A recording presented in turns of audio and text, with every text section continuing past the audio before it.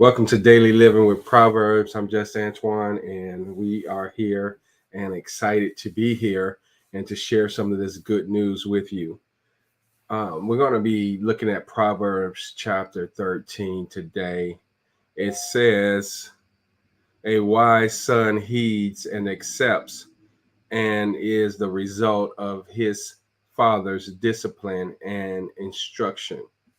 So if you want to be a wise son, you need to follow the advice and instruction of your father. But a scoffer does not listen to reprimands and does not learn from his errors.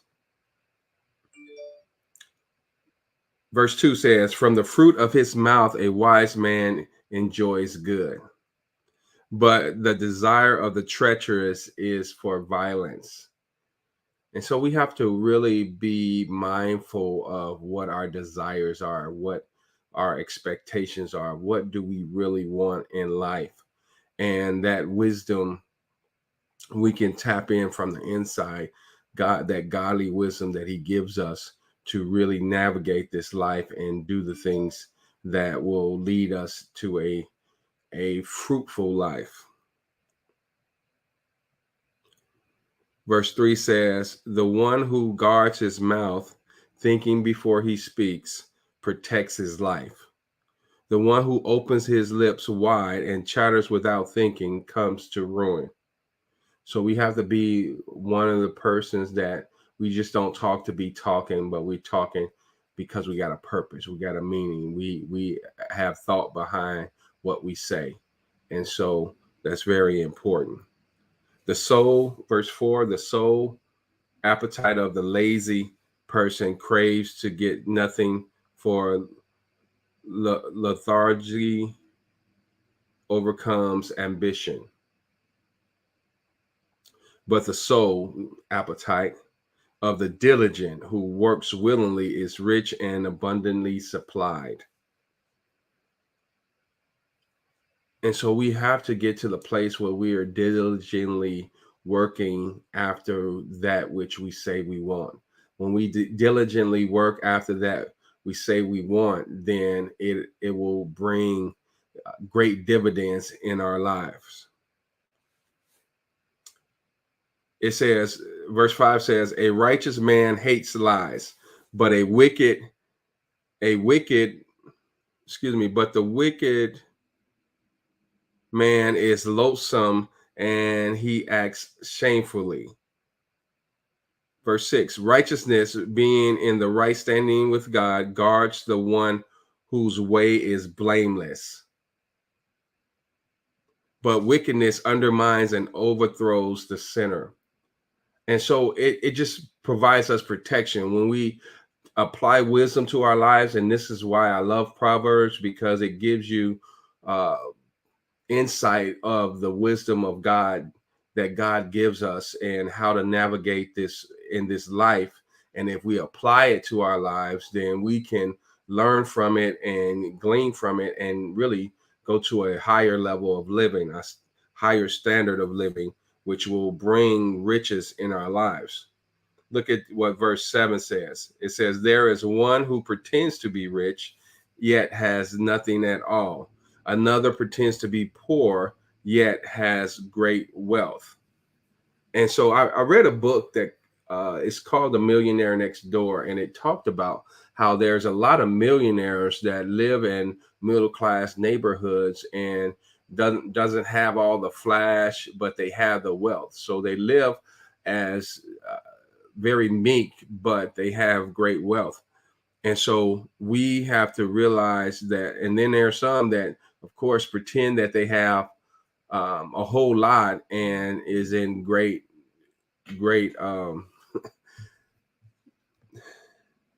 They have great debt, and so we have to be careful of it, careful of that deception. Verse 8 says, "The ransom for a man's life is wealth, but the poor man does not even have to listen to a rebuke or threats from the envious." And so when you have accumulated wealth, it helps you to, I mean, it just settles you. You don't have to worry about a lot, because I heard somebody say today that, when you're rich, it's for you, but when you're wealthy, it's for your family. And I really liked it, that saying. And we want to create wealth. And so we're on a journey to create wealth, and not only for ourselves, but to help others create wealth for their family, them and their families as well. It says, verse 9 says, the light of the righteous within him grows brighter and rejoices, but the lamp of the wicked is a temporary light and goes out. And so if you're doing the right things and you're in the right place, you're just going to get brighter and brighter. Your light is going to continue to shine. It's going to continue to glow, and you're going to continue to grow. But you got to apply the information that you get to your life, and you got to put yourself in the position to get great information. And so when you put yourself in the position to get great information, there's a saying that says, when the student shows up, the teacher will appear. You'll start getting those people that come into your life, that will pour into your life great wisdom and great sound living practices. Verse 10 says, through pride and presumption comes nothing but strife, but skillful and godly wisdom is with those who welcome well-advised counsel. We have to welcome well-advised counsel. We cannot, if we're desiring to go to another level of living, we have to be willing to accept things that we haven't understood before, or even really thought about. I'm on this personal journey of self-awareness, and it's been a challenge to really look and evaluate how I think, how I act, how I feel, because I know that my thoughts produce feelings, and my feelings produce actions, and my actions produce results. So if I want better results, I got to monitor all my thoughts, my feelings, and my actions. And then I start producing the ones that will give me the results that I desire. And so that's what great riches would do. That's what wisdom will do when you add it to your life. Wealth, verse 11 says, wealth obtained by fraud dwindles, but he who gathers gradually by honest labor will increase his riches. When you are deceptive and you get gains, you lose it easily. But when you gradually do the right thing and acquire wealth, it stays with you, right? And you get more than you anticipated, and it tends to grow. So verse 12 says, hope deferred makes the heart sick, but when desire is fulfilled, it is a tree of life.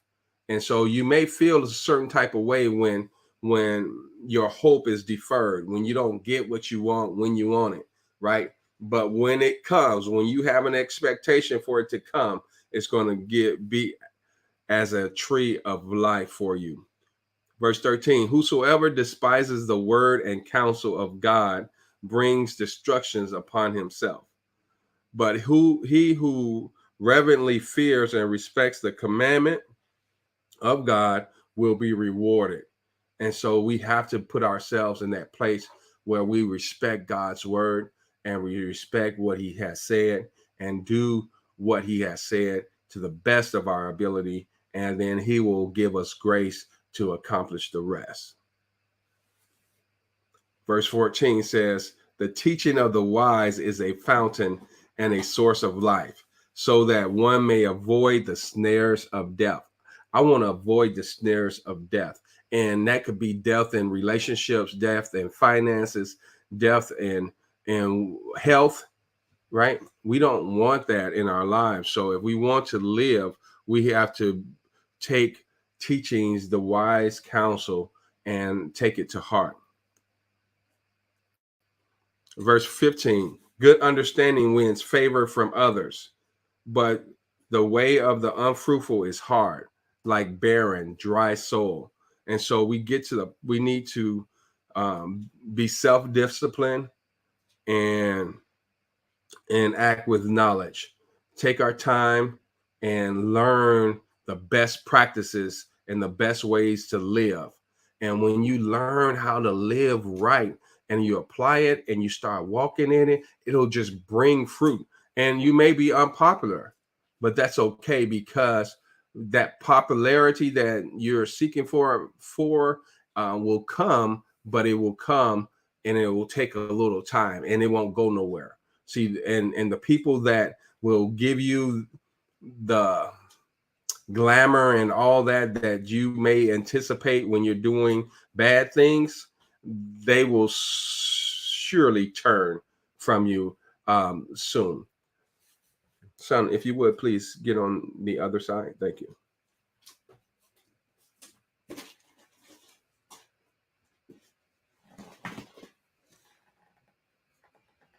Take your stuff.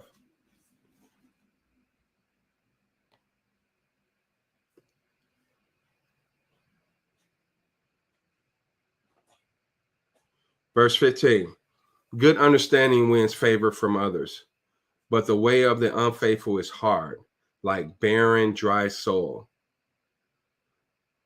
So when you have a good understanding, people like to be around you. They like to love you. They like to uh, give to you and things of that nature. So we have to be very cautious of wanting favor from others when we're not putting out uh, a good understanding, when we don't take in a good understanding. And so that's very important. Verse 16, every prudent and self-disciplined man acts with knowledge, but a closed-minded fool who refuses to learn displays his foolishness for all to see. And so every prudent and self-disciplined man acts with knowledge. That's just taking that extra moment and examining your thoughts, examining what you're being presented, and saying, hey, is this act am I acting with wisdom? One of my daily declarations is I'm stepping into the wisest days of my life. I walk in wisdom and I'm stepping into the wisest days of my life. And so I'm not so quick to do things like I used to be. It's slowing me down, and I'm starting to take my time and calculate what am I doing and why am I doing it, and really learning who I am as an individual. It says, but a closed-minded fool who refuses to learn displays his foolishness for all to see. Verse 17, a wicked messenger falls into hardship, but a faithful ambassador brings healing. Isn't that awesome? When you can be a faithful ambassador and you bring healing. I want to bring healing not only to our nation, but healing to our world. And so I'm on a plight to bring clean water and resources to the underprivileged and underserved throughout the world using blockchain technology. And so that's exciting for me. I'm on that mission and I'm glad about it. And I'm really just learning so much. And God is really just opening up doors and opening up my understanding to be able to bring this to pass. And so I'll be talking more about it as the days come, in the days to come. It says, verse 18, poverty and shame will come to him who refuses instruction and discipline. But he who accepts and learns from reproof or censure is honored. See, we got to be able to take, when people tell us things about ourselves, we need to evaluate it. Um, don't be so quick to shut them down. It's like, you don't know me, this, that, and the other. And, or Of course, you want to make sure you're looking at the person who's it coming from, but always give it a chance. When somebody's telling you about yourself, you need to evaluate it. That's if you want to grow. I don't know about you, but I want to grow. I want to be a better person. I want to do things better. And so if I'm opening myself up for criticism, right? Hopefully constructive criticism, but I'm opening myself up because I want to hear the instructions that I need to go to the next level. I'm desiring to live at a higher level, at a higher dimension, and the highest dimension of living is love. And when you can walk in love because you are love, then that's the highest level of living. And so if I'm not responding in love, if I'm not loving myself right, if I'm not loving others right, then I got a ways to go. And of course, I do have a ways to go. And so, but I'm on a journey and I'm aware of how I'm doing things and um, the way I'm doing things. And so that awareness brings you opportunity to change. Verse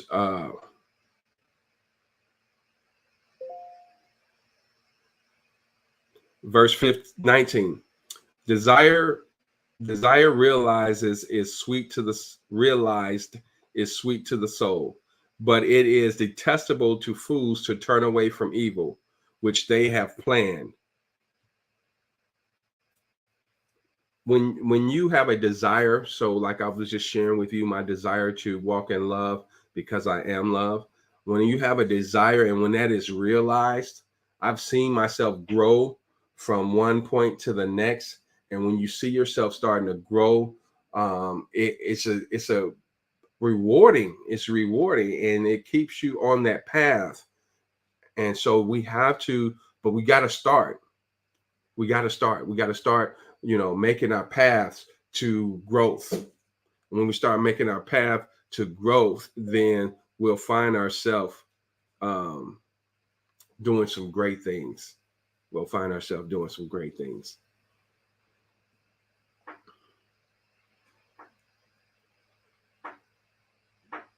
Verse 20. He who walks as a companion with the wise men will be wise, but the companions of conceited, dull-witted fools are fools themselves and will experience harm. Someone said that, just look at your five closest friends around you and watch their behavior, because you'll see your behavior in them. You're doing what you do with what the five people that you're closest with, that what they do. Uh, Association brings about assimilation, and so we want to be wise in our choice of companions and friends. Verse verse 21. Adversity pursues sinners, but the consistent upright will be rewarded with prosperity. Excuse me, audience. Son, you need to be either doing your homework, you're not playing with anything. I don't know what to do. You need to write that sentence over again. But Mm-mm, mm-mm.